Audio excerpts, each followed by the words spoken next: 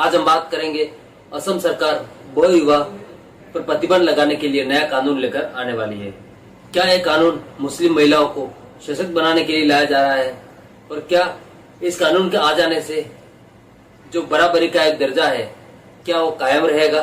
इन तमाम मुद्दों पर बात करने के लिए हमारे साथ खास हमारे सुप्रीम कोर्ट के अधिवक्ता संजय के चड्ढा। संजय के चड्ढा जी, आपका बहुत बहुत स्वागत आज हमारे प्रोग्राम में।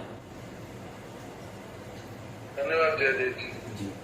संजय के चड्ढा जी, आपसे हमारा पहला सवाल है कि असम सरकार बहु विवाह के खिलाफ जो कानून लेकर आने वाली है, इसका क्या कुछ इम्पैक्ट आप देखते हैं और ये कानून कितना जरूरी है?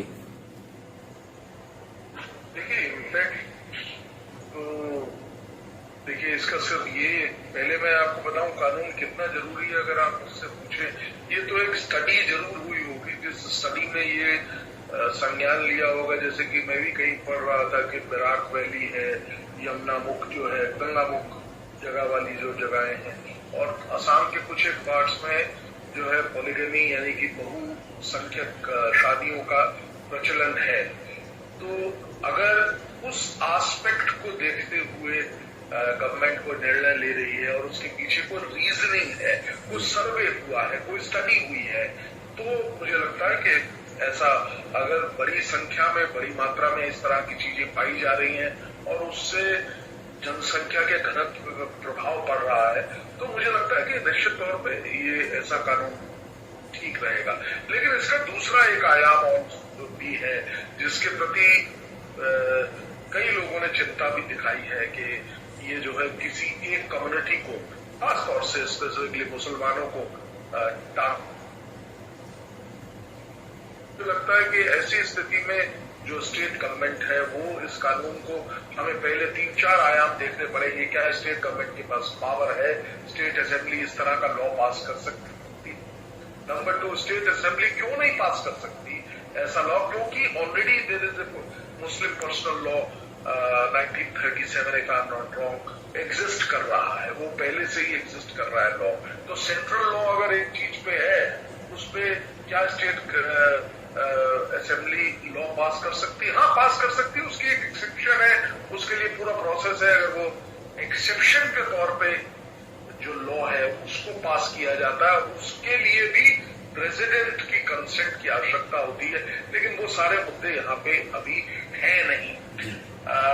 इसके अलावा हमें ये भी देखना होगा कि कॉन्स्टिट्यूशन क्या कहता है। हमारा कॉन्स्टिट्यूशन के कई आर्टिकल्स हैं जो माइनॉरिटीज को, अब मैं दूसरे विंग की तरफ जा रहा हूं इसलिए ऐसी बात कर रहा हूं, माइनॉरिटी को कई सारे राइट्स, अख्तियारात देती है। तो क्या ये उन राइट्स में तो नहीं दखलंदाजी होगी? सिर्फ ये कुछ एक पॉइंट है, लीगल मुद्दे हैं जिनको नजरअंदाज नहीं किया जा सकता। अगर हम उसको नजरअंदाज करके किसी कानून को पास कर देंगे तो वो कानून जुडिशियल स्क्रूटनी में रुक जाएगा। लॉ को फिर जब चैलेंज कर दिया जाएगा तो वहां पे दिक्कत आएगी। इसलिए मुझे ऐसा लगता है कि एक परिपक्व लॉ अगर बनना है तो उसके लिए परिपक्व अध्ययन की भी आवश्यकता है। परिपक्व का मतलब आप समझते ही हैं, परिपक्व का मतलब होता है मजबूत। मजबूत अगर लॉ बनना है तो मजबूत अध्ययन, होमवर्क, ग्राउंड वर्क का होना भी बहुत आवश्यक है। जी, संजय का चड्ढा जी, बहु विवाह पर लगाम लगाने के लिए जो कानून लाया जाएगा, ये कहीं न कहीं समाज में समानता लाने के लिए कितना जरूरी है और ये समानता की दिशा में कितना बड़ा कदम आप देखते हैं? देखिए, मैंने जैसे अपने प्रारंभिक जब मैं बात कर रहा था तब भी मैंने एक बात कही कि सबसे बड़ी बात कि कोई भी लॉ कब बनाया जाता है? लॉ को बनाया जाता है सोसाइटी की नीड्स को फुलफिल करने के लिए। कोई लॉ, देखिए जब से, और कई बार मैं एग्जाम्पल देता हूँ, जो लोग मुझे सुनते हैं वो कहते हैं कि रिपीट हो रहा है, लेकिन फिर भी रिपीट करूंगा। देखिए, साइबर लॉज कब आए? कोई 1950 में साइबर लॉज नहीं बन गए थे, 1980 में भी नहीं बने थे। साइबर लॉज तब आए जब साइबर लॉज की आवश्यकता हुई। अभी इसी 20 साल पहले, पिछले 2 दशकों में साइबर लॉज का उद्गम हुआ है भारत में। क्यों जरूरत पड़ी साइबर लॉज की? क्योंकि उस तरह के कृत हुए, साइबर क्राइम होने लग गए, तो उसको रोकने के लिए लॉ को बनाना पड़ा। इसी प्रकार से कई क्षेत्रों में जो है इस कानून की आवश्यकता हुई तो बनाया गया। इसीलिए मैं अब वापस आता हूं आपके मूल पूछा कि क्या ये कानून से क्या लाभ होंगे। और क्या ये सार्थक है इसका बनाना? तो ऐसी स्थिति में सबसे पहले ये देखना बहुत आवश्यक है कि क्या हमारा जो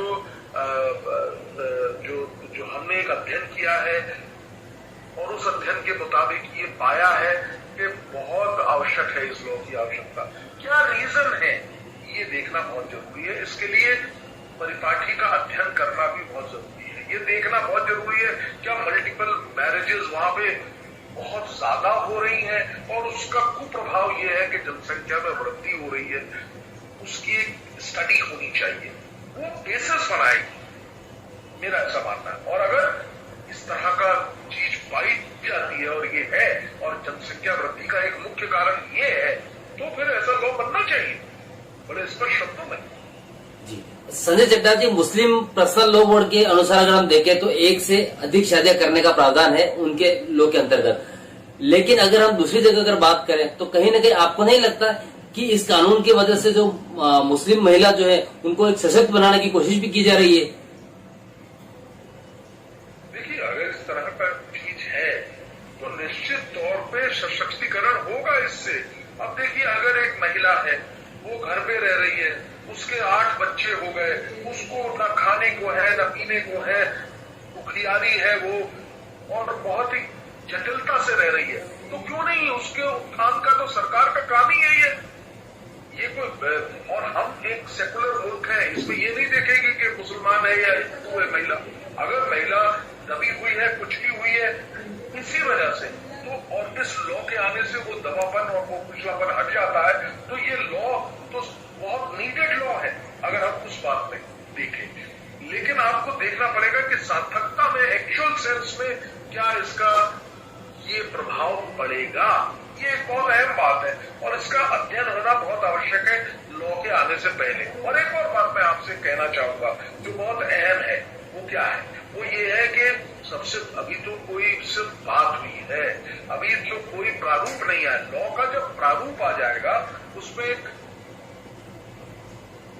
इंट्रोडक्शन लिखा जाता है, उस इंट्रोडक्शन में लिखा जाता है कि ये कारण है इस लॉ को पास करने, इस वजह से इस लॉ को बनाया गया है, तो वो उसमें पता चलेगा आपको। तो इसलिए अभी ये बहुत दूर की बात है, जब भी, चाहे वो 1 हफ्ते में, चाहे 1 साल में या 6 महीने में, जब भी ये कानून आएगा, जब इसका प्रारूप हम सब लोगों के समक्ष रखा जाएगा, तब इसका अवलोकन, तब इसका चिंतन मनन, इसको एनालिसिस ज्यादा बेहतर होगा।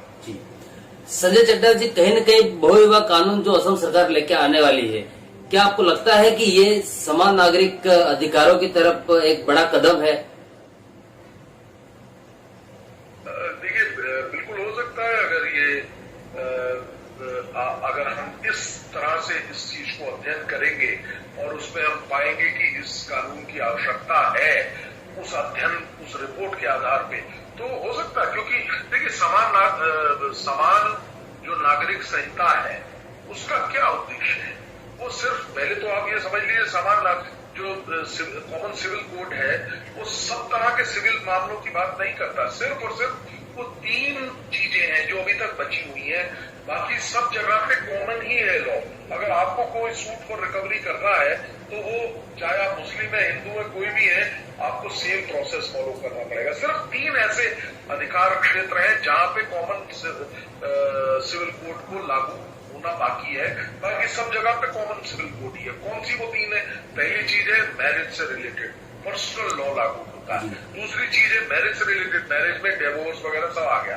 दूसरी चीज है मेंटेनेंस एंड एडॉप्शन, कि जब मैं किसी को मेंटेनेंस के लिए जो लॉ है उसका, और एडॉप्शन, उसमें जो अगर कानून है वो पर्सनल लॉ लगेगा। और इसी प्रकार से, तो ये these are the maintenance and adoption, these are the 2, and third is, as I said, divorce. So ये 3-4 चीजें हैं जिन पे ये नया सिविल कोड लगना है, जिसकी बात हो रही है, जिसको 18वीं अभी हमने देखा कि केंद्र सरकार में लॉ कमीशन ने भी सब लोगों से अपने सुझाव मांगे थे, और उत्तरांचल की सरकार ने भी प्रयास किए, और ऐसे कई सरकारें हैं जो इसमें कुछ काम करना चाहती हैं।